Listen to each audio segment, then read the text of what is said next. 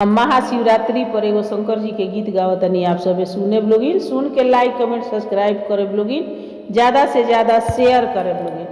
अरे हरदी के पातो चिठिया लिखेली गौरा, देई देई आवो शिव जी के हाथ, देई आवो शिव जी के हाथ। अरे उलटी पलटी चिठिया पढ़िले महादेव, मने मने गईनी मुसुकाय, मने मने गईनी मुसुकाय।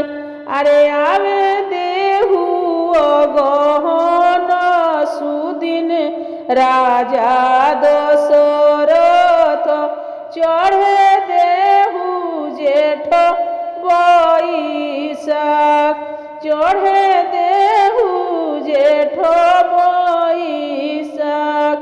अरे गाई के गोबर अंगना लिपाइबी, गजमती चौका पूरा, गजमती चौका पूरा। अरे ताही चौका बैठिले ईश्वर हे महादेव, बगले बगले में गौरा देई खट, अरे बगले में गौरा देई खट। आप सभी के गाना सुनने के लिए धन्यवाद।